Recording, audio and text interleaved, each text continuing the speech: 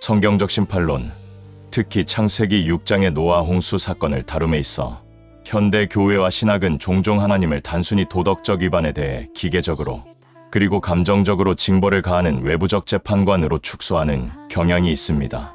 이러한 피상적인 해석은 하나님의 거룩한 진노를 인간의 분노와 혼동하게 만들며 심판의 필연성과 그 안에 내재된 우주적 질서의 원리를 간과하게 합니다. 그러나 조직신학적 관점과 현대과학적 메타포, 특별히 여력학과 신경생물학을 통섭하여 본문을 깊이 천착하면 심판의 본질은 외부적인 타격이라기보다는 하나님의 영의 떠나심과 그로 인한 창조 질서의 붕괴임이 드러납니다. 본 영상은 창세기 6장 3절의 나의 영이 영원히 사람과 함께하지 아니하리니 이는 그들이 육체가 됨이라는 선언을 중심축으로 하여 심판을 영적 엔트로피의 급증과 영적 항상성의 상실이라는 관점에서 재해석합니다.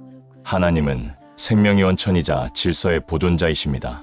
따라서 그분의 영이 떠난다는 것은 단순한 부재가 아니라 존재를 지탱하던 무한한 에너지원이 차단됨으로써 피조세계가 필연적인 무질서와 죽음으로 회귀하는 물리적, 영적 현상인 것입니다.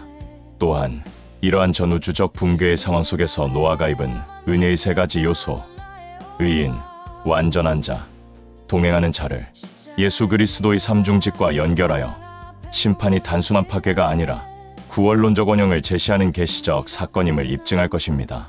이는 칼빈, 카일 엔델리치, 그리고 현대의 과학적 발견들을 아우르는 통전적 연구가 될 것입니다. 히브리어, 바사르의 신학적 함의와 인류학적 타락. 창세기 6장 3절에서 하나님은 심판의 근원적 원인을 인간이 육체가 되었기 때문이라고 명시하신다. 여기서 히브리어 바사르는 단순히 중립적인 생물학적 신체를 지칭하는 것이 아닙니다. 구약 성경에서 이 단어가 부정적인 문맥, 특별히 심판과 관련하여 사용될 때는 하나님의 생기가 결여되거나 그 통치에 저항하여 동물적 본성으로 전락한 상태를 의미합니다. 이는 인간이 하나님의 형상으로서 지녔던 영적 초월성을 상실하고 오직 물질적 생존과 감각적 쾌락에만 종속된 존재로 격화되었음을 시사하는 것입니다. 칼빈은 그의 주석에서 이 구절을 해설하며 인간이 천상의 혈통과 영적 고귀함을 상실하고 비참한 살덩어리로 전락했음을 지적한다. 즉, 바사르가 되었다는 것은 인간이 영적인 소통 능력을 상실하고 오직 아래로부터의 충동에 의해 지배받는 상태가 되었음을 의미합니다. 이는 단순한 윤리적 타락을 넘어선 존재론적 이상의 추락입니다. 인간은 본래 영과 육의 유기적 통일체였으나 죄로 인해 영적 기능이 마비되면서 오직 감각적 충동과 생존 본능에 종속된 고깃덩어리로서의 바사르가 된 것입니다. 이러한 상태는 신약 성경 로마서 1장의 상실한 마음과 신학적으로 공명합니다. 상실한 마음이란 하나님을 아는 지식을 거부하고 스스로의 욕망을 신으로 삼은 상태로, 이는 창세기 6장의 육체가 된 인간의 내면 세계와 정확히 일치합니다. 어거스틴은 이러한 상태를 두고 인간이 자신을 향해 굽은 존재가 되어 하나님을 향한 개방성을 상실하고 자기 자신 속에 갇혀버린 폐쇄적 자아라고 정의했습니다. 창세기 6장 2절에 하나님의 아들들과 사람의 딸들의 결합은 인간이 육체가 되는 과정의 결정적인 촉매제로 작용했습니다. 이에 대한 해석은 교회사적으로 크게 세 가지로 나뉜다. 첫째, 셋의 경건한 후손과 가인의 불경건한 후손의 결합. 둘째, 타락한 천사와 인간 여성의 결합. 셋째, 고대 근동의 신적왕들과 하렘의 결합. 초대교부들과 현대의 많은 복음주의학자들이 지지하는 천사견해나 어거스틴과 칼빈이 지지한 셋의 후손, 견해 중 어느 것을 취하든 본문이 강조하는 핵심은 거룩한 구별의 붕괴와 혼합입니다. 창조 질서는 종류대로 나뉘고 구별됨으로써 유지됩니다. 그러나 하나님의 아들들이 자기들이 좋아하는 모든 여자를 아내로 삼았다는 것은 하나님의 뜻이나 질서가 아닌 지각적 정욕, 보기의 아름다움과 권력욕에 따라 경계를 허물었음을 의미하는 것입니다. 이러한 무분별한 혼합은 영적인 것과 육적인 것의 경계를 모호하게 만들었고, 결과적으로 인간 사회 전체를 육체라는 단일한, 그러나 타락한 범주로 획일화시켰습니다. 어거스틴은 신국에서 이러한 혼합이 두 도성, 하나님의 도성과 세상의 도성의 구분을 흐리게 하고 공동이 불법에 참여하게 만듦으로써 인류 전체를 타락시켰다고 분석했습니다. 이는 엔트로피가 증가하는 과정, 즉 질서정연한 구분이 사라지고 모든 것이 뒤섞여 평형 상태인 죽음으로 나아가는 과정과 유사합니다. 영이 머물지 않은 은혜의 보호막 제거. 창세기 6장 3절에 나의 영이 영원히 사람과 함께하지 아니하리라는 선언은 심판의 본질을 이해하는 열쇠입니다. 히브리어 동사 야도는 딘, 심판하다, 둔, 머물다, 혹은 아돈, 통치하다 등 다양한 어근에서 유래한 것으로 추정되며 다투다, 머물다, 통치하다 등으로 번역됩니다. 어떤 번역을 따르든 신학적 핵심은 악을 억제하고 생명을 지탱하던 은혜의 철회입니다. 하나님은 인간의 죄악에도 불구하고 그분의 영을 통해 생명을 유지하고 도덕적 타락을 억제해 오셨습니다.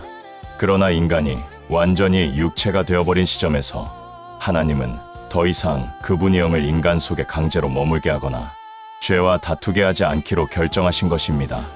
이는 사무엘상 4장 21절에 이가봇, 영광이 떠났다 사건과 유형론적으로 연결됩니다.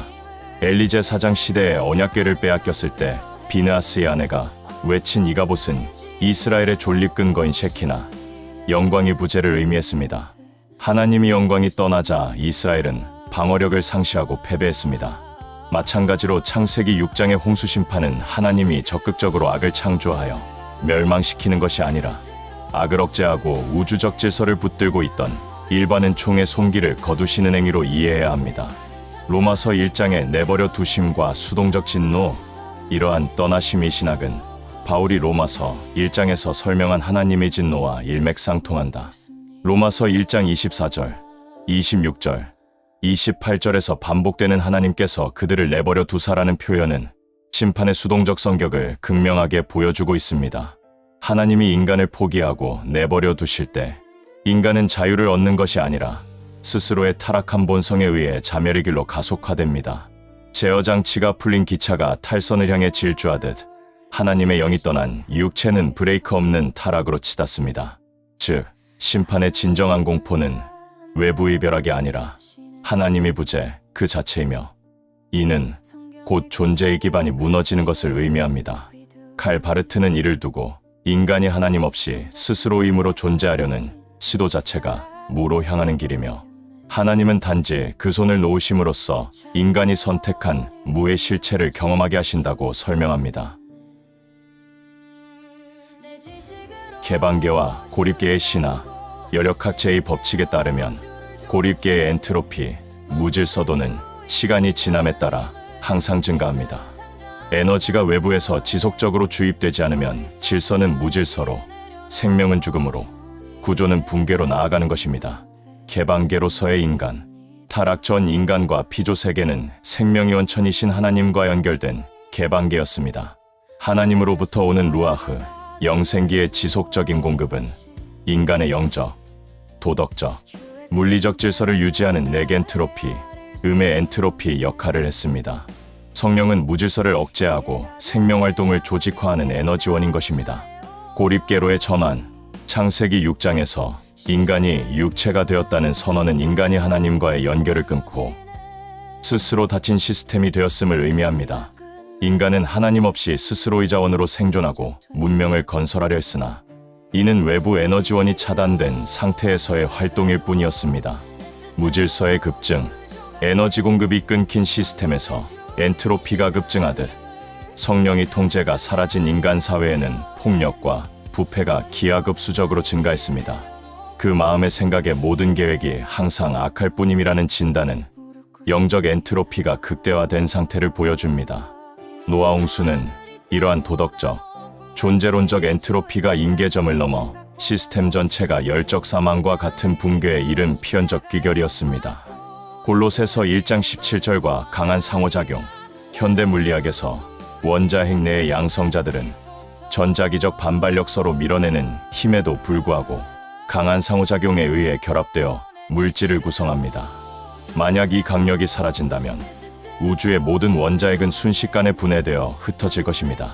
사도 바울은 골로새서 1장 17절에서 그리스도의 우주적 기능을 묘사하며 만물이 그 안에 함께 섰느니라고 선언합니다. 여기서 쉬니스테케는 결합하여 유지되다, 응집하다라는 뜻입니다. 이 신학적 물리학을 창세기 6장에 적용하면 그리스도는 창조 세계의 구성 요소들이 죄의 파괴력으로 인해 서로 반발하고 해체되지 않도록 붙드시는 우주적 접착제이자 강한 상호작용인 것입니다. 심판은 이 접착력이 제거되는 현상입니다.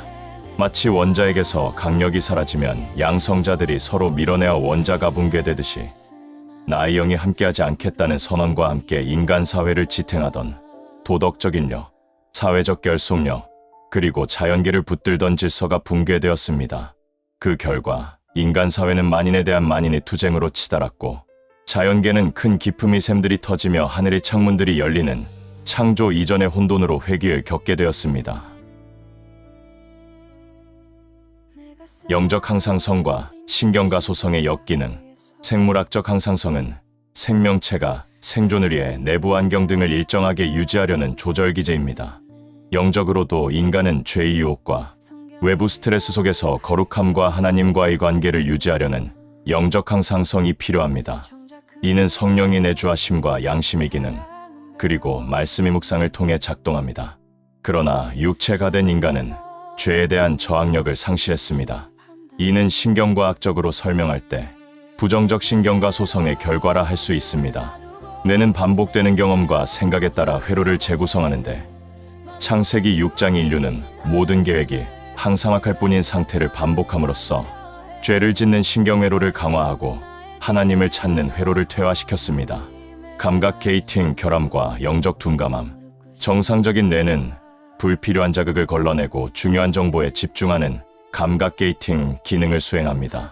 그러나 영적 항상성이 무너진 인간은 영적 신호에 대한 게이팅 기능의 치명적인 결함을 갖게 됩니다. 이를 두 가지 측면에서 볼 수 있다. 과부하, 세상의 정욕과 쾌락의 자극에는 무방비로 노출되어 영혼이 세속적 가치로 침수되는 것입니다. 차단. 반면 하나님의 경고와 노아의 방주 건설이라는 시각적 표적에 대해서는 비주의 맹시 현상을 보입니다. 그들은 보아도 보지 못하고 들어도 듣지 못하는 상태가 되었습니다. 이는 히브리서 5장 11절에 듣는 것이 둔하다는 표현과 연결됩니다. 여기 노스로스는 느린, 게으른, 둔감한을 의미하는데 이는 영적 감각기관이 마비되어 하나님의 말씀에 반응하지 못하는 상태를 뜻합니다. 육체가 된 인간은 쾌락에는 민감하나 영적 진리에는 죽은 듯이 둔감한 병리적 상태에 빠진 것입니다. 120년의 유예기간 학습된 무기력과 인지부조화. 하나님이 그들의 날은 120년이 되리라고 하신 것은 인간 수명의 단축보다는 심판까지의 유예기간으로 해석하는 것이 문맥상 그리고 성경 전체 용례상 타당합니다. 이 기간은 복잡계 이론에서 말하는 임계점, 도달전의 마지막 카운트다운이었습니다. 이 기간 동안 사람들은 노아의 경고를 들었음에도 불구하고 왜 회개하지 않았을까? 심리학적 관점에서 이는 학습된 무기력과 인지부조화로 설명할 수 있습니다. 인지부조화. 그들의 타락한 삶과 노아의 경고 사이에 괴리는 심리적 불편함을 야기했습니다. 이를 해소하기 위해 그들은 자신의 삶을 바꾸기보다는 경고를 무시하거나 노아를 조롱함으로 심리적 평안을 찾으려 했습니다. 이는 예수가 부활했을 때도 믿지 않으려 했던 사두개인들의 태도와 유사합니다. 학습된 무기력. 죄의 관성에 젖어버린 그들은 변화할 능력을 상실했다고 믿거나 하나님이 심판이 실제로 임하지 않을 것이라는 거짓된 확신 속에 안주했습니다. 120년은 은혜의 기간이었으나 그들에게는 영적 마비가 심화되는 기간이 되고 말았던 것입니다. 심판의 피연성 속에서 노아는 여호와께 은혜를 입었더라 라고 했습니다. 창세기 6장 9절은 노아를 세 가지 특성으로 묘사하는데 이는 단순히 노아의 개인적 도덕성을 칭송하는 것이 아닙니다. 조직신학적으로 볼 때 이 세 가지 요소는 장차 오실 메시아 예수, 그리스도의 구원 사역을 예표하며 그리스도의 삼중직과 정교하게 대응됩니다. 심판의 시대에 구원받는 성도의 표지는 바로 이 그리스도의 삼중직적 성품을 덧입는 것입니다. 의인 왕이신 그리스도 칭의와 통치. 노아는 당대의 인이었습니다. 히브리어 tzaddik은 법정 적용으로 재판관의 기준에 부합하여 무죄를 선고받거나 옳다고 인정받음을 의미합니다. 노아의 왕적 면모. 의는 왕이 통치 기초입니다. 노아는 부패와 폭력이 난무하는 무정부적 세상 속에서 하나님의 일을 드러내는 왕적 대리자였던 것입니다. 히브리서 11장 7절은 노아가 믿음으로 세상을 정죄하고라고 말합니다. 여기서 정죄는 왕적 사법권의 행사입니다. 그는 방주를 지음으로써 타락한 세상의 기준이 틀렸음을 선포하고 하나님의 통치 기준을 세웠습니다. 그리스도의 왕지. 예수 그리스도는 멜기세덱의 반차를 좇는 이의 왕이시다. 그분은 죄 없으신 분으로서 십자가에서 죄의 권세를 깨뜨리시고 부활하셔서 만왕의 왕으로 등극하셨습니다. 노아가 상대적인 이인이었다면 그리스도는 절대적인 이인이십니다. 성도는 그리스도의 왕저기를 전가받아 칭혜를 얻으며 이를 통해 죄와 사망의 법을 이기는 왕같은 제사장이 됩니다. 완전한 자, 제사장이신 그리스도, 그리고 노아는 완전한 자였다. 히브리어 테엠은 도덕적 완벽함보다는 제2적용어로 더 자주 사용되는 표현입니다. 이는 제물로서 바쳐지기에 합당한 흠없는 상태를 의미합니다. 노아의 제사장적 면모, 테엠은 하나님 앞에 나아갈 수 있는 제사장의 자격을 암시합니다. 실제로 노아는 홍수 심판이 끝난 후 방주에서 나와 가장 먼저 제단을 쌓고 정결한 짐승으로 번제를 드렸습니다. 이는 인류를 대표하여 하나님과 화목하게 하는 제사장적 행위입니다. 하나님은 이 제사를 받으시고 다시는 물로 심판하지 않겠다는 언약을 세우셨습니다. 그리스도의 제사장제. 예수 그리스도는 점도 없고 흠도 없는 어린 양으로서 자신을 단번에 드려 영원한 속죄를 이루신 대제사장이십니다. 레위 계통의 제사장들은 죽음으로 인해 직무가 중단되었으나 그리스도는 무궁한 생명의 능력을 따라 영원한 제사장이 되셨습니다. 노아의 완전함은 은혜로 주어진 상태였으나 그리스도의 완전함은 본질적인 것이며 이것이 우리를 거룩하게 만드는 근원이 되십니다. 하나님과 동행, 선지자이신 그리스도 계시와 교제. 노아는 하나님과 동행했습니다. 이는 에녹에게도 사용된 표현으로 하나님과의 깊은 인격적 교제와 그분의 뜻을 아는 친밀함을 의미합니다.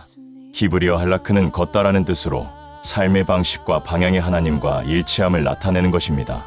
노아의 선지자적 면모. 선지자는 하나님에 의해 참여하여 그 뜻을 세상에 전하는 자입니다. 당시 모든 사람이 하나님의 음성에 귀먹었을 때 노아는 하나님과 동행했기에 심판의 비밀을 계시받을 수 있었습니다. 베드로후서 2장 5절은 노아를 의를 전파하는 자라고 부르는데 이는 그가 120년 동안 하나님의 뜻을 대언하는 선지자적 사명을 감당했음을 보여주는 것입니다. 그리스도의 선지자제. 예수 그리스도는 아버지 품속에 있는 독생하신 하나님으로서 하나님의 뜻을 완벽하게 계시하신 참 선지자이십니다. 신 1815점. 노아의 동행이 심판의 경고를 가져왔다면 그리스도의 동행은 구원의 복음과 영생의 길을 계시해 주었습니다. 노아의 3요소와 그리스도의 3중직의 조직신학적 적용을 정리하면 다음과 같습니다. 첫째, 의인은 법정적 의유로서 왕이신 그리스도와 연결되며 칭의를 통해 죄의 통치를 이깁니다. 둘째, 완전한 자는 흠없는 제물으로서 제사장이신 그리스도와 연결되며 성화를 통해 하나님께 나아갑니다. 셋째, 동행한 자는 선지자이신 그리스도와 연결되며 영화와 교제를 통해 하나님의 뜻을 압니다. 방주의 유형론 엔트로피로부터의 격리 공간. 아우구스티누스는 신국 15권에서 방주의 비율이 인체의 비율과 일치함을 들어 방주를 성육신하신 그리스도의 몸이자 교회의 예표로 해석했습니다. 역엔트로피 공간. 홍수가 덮친 방주 밖은 최대 엔트로피와 죽음의 공간이었습니다. 그러나 방주 안은 생명과 질서가 보존되는 역엔트로피 공간이었습니다. 이는 그리스도 안에 있는 자만이 정죄와 영적 사망의 엔트로피 법칙죄와 사망의 법에서 해방되어 생명이 성령의 법 아래에 있게 됨을 보여주는 것입니다. 역청과 속죄. 방주 안팎을 치하여 물이 들어오지 못하게 한 역청의 히브리어는 코페르입니다. 이는 속죄하다, 덮다라는 뜻의 키프루와 같은 어근을 가집니다. 심판의 물이 침투하지 못하도록 막아주는 역청은 하나님의 진노가 우리에게 미치지 못하도록 덮으시는 그리스도의 보혈을 상징합니다. 심판의 이중성 파괴와 재창조. 베드로는 노아의 홍수물을 세례의 모형으로 해석합니다. 물은 옛 세상을 수장시키는 심판의 도구인 동시에 노아의 가족을 새로운 세상으로 띄어올리는 구원의 도구였습니다. 창조의 재현, 하나님의 영이 떠나 발생한 홍수는 창조 질서를 시켰으나 이는 죄악된 구조를 허물고 새 인류, 궁극적으로는 그리스도 안에 새 인류를 시작하기 위한 필수적인 과정이었습니다. 성령의 재임재, 홍수 후 비둘기가 감람나무 잎사귀를 물어온 것은 매우 상징적입니다. 예수님의 세례시 비둘기같이 임하신 성령을 연상케 하며 이는 하나님의 진노가 그치고 다시금 생명과 평화의 영이 평화 샬롬의 영이 땅과 관계를 맺기 시작했음을 알리는 신호인 것입니다. 히브리서 5장 11절로 14절은 영적 미성숙의 문제를 다루며 젖과 단단한 음식의 비유를 사용했습니다. 이는 앞서 논의한 영적 항상성과 엔트로피의 문제와 직결됩니다. 소화효소와 영적 소화력, 영하는 단단한 음식을 소화효소가 부족하여 젖만 먹을 수 있습니다. 영적으로 미성숙한 자는 이의 말씀을 소화할 능력이 없기 때문입니다. 그들은 기본적인 교리에 머물며 깊은 신학적 진리를 이해하지 못합니다. 성숙의 정예, 장성한 자로 번역된 헬라어 텔레이오스는 완전한, 목적에 도달한이란 뜻으로 노아의 완전함과 의미상통하는 것을 알 수 있습니다. 히브리서 기자는 장성한 자의 특징을 지각을 사용함으로 연단을 받아 선악을 분별하는 자라고 정의합니다. 감각이 훈련, 여기서 지각은 영적 감각기관을 의미합니다. 신경과학적으로 볼 때 이는 반복적인 훈련을 통해 뇌의 신경망을 재구성하고 영적 자극에 민감하게 반응하도록 감각 게이팅을 최적화한 상태를 말합니다.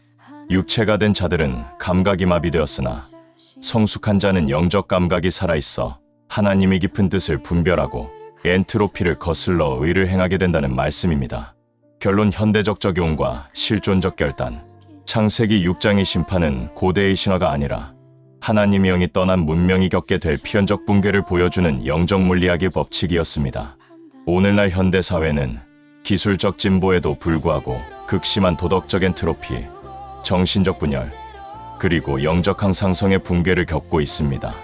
이는 우리가 스스로 육체가 되어 하나님 없는 고립계 안에 갇혔음을 방증하는 것입니다. 진정한 심판은 하나님이 벼락을 내리시는 것이 아니라 내버려 두심이다. 성령의 억제력이 사라진 곳에는 이가보스의 비극만이 남습니다. 따라서 구원은 엔트로피를 거스르는 외부 에너지의 개입, 즉 위로부터의 거듭남 없이는 불가능합니다.